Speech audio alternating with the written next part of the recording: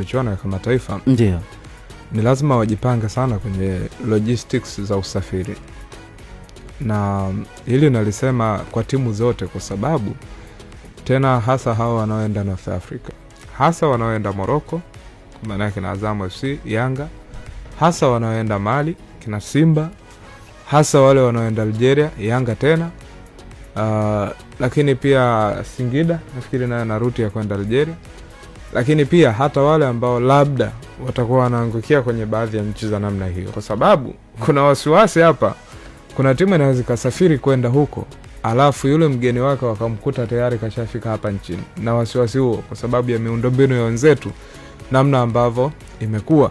Na mtu ambaye ana challenge ngumu zaidi pia kwenye ratiba bado ni Young Africans, kwa sababu ya mataifa anayoenda yote yapo complicated kidogo kwenye usafiri. Kasoro Misri peke yake ndo anaweza kaipata ndege ya moja kwa moja masaa yake 5:30. Nafikiri logistics za usafiri wanapaswa kuzianza mapema kwa kuangalia namna ya wao watakavyosafiri na vitu vingine vya namna hiyo. Lakini pia Singida kwa uchanga wake anaenda maeneo very complicated. Nimeona ana ratiba ya kwenda Kongo, kule Kongo ya upande wa pili.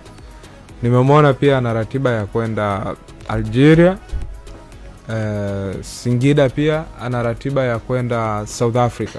Sasa ukiangalia katika ratiba hizo, walao ya kwenda South Africa ndio imenyoka, lakini ya kwenda Congo Brazzaville, na sina uhakika kama watatumia uwanja wa pale Congo Brazzaville kwa jinsi ulivyo, sababu wana tofauti sana na Chamanzi. Sina uhakika sana kama watakuwa na ratiba nyepesi hivyo, lakini maandalizi yanapaswa kuwa bora sana. Simba sehemu ambayo ipo complicated kwa usafiri ni wao watakavyotakiwa kwenda Tunisia.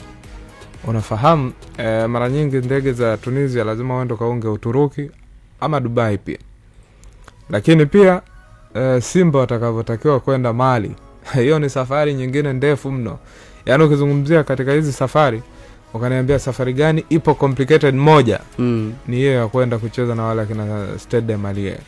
Lakini ukiniambia nani ambaye kiujumla na safari nyingi na safari zenye complications, basi atakuwa ni Young Africans, kwa sababu safari za Afrika Kaskazini nyingi zina mambo mengi ambayo yanakuwa ni yanaheka nyingi sana.